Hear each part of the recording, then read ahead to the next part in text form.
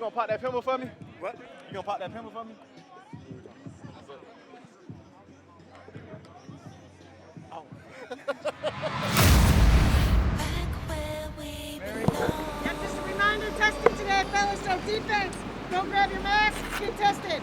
Offense, lift, then get your mask, then get... You guys have been working hard to help make sure we're safe. So what was the #1 priority in making sure that we all were here safe on campus? I think initially it was just policy and procedure. So getting my staff together, having the right support with Orlando Health and their experts that have been just instrumental in helping us keep those protocols going, keeping them current. Again, coming from the top down and ensuring that everyone's following those protocols and the procedures that have been set. And I kind of wanted to stop us here because I saw out of the corner of my eye we have Bill Sanders over here. And Bill, I wasn't expecting to see you today because I hear you have an appointment you have to get to. I do have an appointment. Basically, we're there from beginning to end. So whether they get hurt on the field, we're the first ones running out there, and then taking them to the hospital if necessary, or just doing the rehab. So until they get back to play. So it's kind of fun to be there from beginning to end. Ready to go to your appointment? Huh? You ready to go to your appointment? Wow. Let's go. I mean, I've never had to make my own doctor's appointment. I mean, even since high school, because I have my mom, and then now I'm here, they make everything. So I'm gonna be lost after I leave. But you know, it's really nice. You know, they sit there and they tell you, like, I had Ed with me for a lot of it, and he would just, you know, basically like the doc would say something, and then he would help explain it, maybe in layman's term. So like they were the first ones to, like, you know, hop onto the scene and say, yeah, we want to do this, this, and this for you. And ever since that day, they've been there with me the whole entire way. They never let me do anything on my own. Like, everything was always a team and together. It was more of a family rather than being able to rehab. With all of the precautions right now, how big is prevention for a guy like you that had a previous injury and you also didn't get to prepare for this season like usual? It's super important, especially we're not as conditioned. I mean, everyone knows that we're not as conditioned as we would be if we had a normal summer workouts and all that stuff. So preventive care is utmost one of the most important things. You know, I'm stretching at home. I'm doing stuff that I normally don't do, trying to get into a habit so that I don't have to deal with, you know, worse things at the end. Ed, why don't you walk me through what you're doing right now with Jake? So I'm doing right now is called an active release technique. So he's came in and complaining of some tight calves and what after post practice.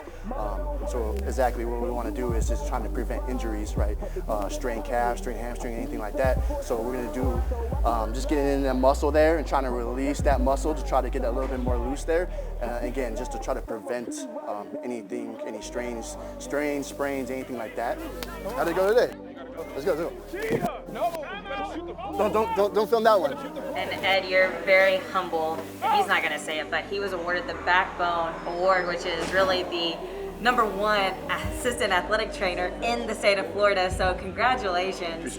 And you don't get that if you don't have those relationships built with the guys. Right, and that's the #1 thing is athletic training. You know, you need the trust of the athletes, you need the trust of the coaches, you need the trust of everybody, so you can do your job the right way.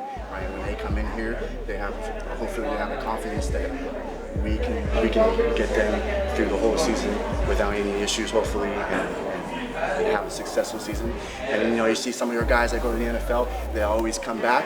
Why? Is because they have the trust of us. Between you and A-Rob, I think you guys have to get like helmet sizes twice as big, right? The giant. You have an extra large? Does A-Rob have a 2X then? That definitely is one thing,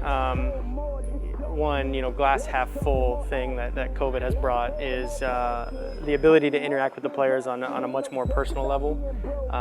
For example, you know, let's say someone did get COVID and, you know, is quarantining away. I call them every single day, check in on them every single day, just making sure how they're feeling, if they need anything, if anything's changed. That helps our reporting, but also on a much more personal level, that just helps, our relationships and stuff, which, you know, further helps down the road. You got any good sports medicine stories? Any that are appropriate for TV?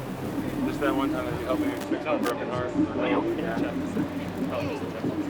Refresh my memory, you've had a few broken hearts. Yes, sir. He's the best, though. Yes, a huge thank you to everybody in this training room, new staff, old staff, future staff, because I know that they'll definitely get each and every player on this team where they need to be.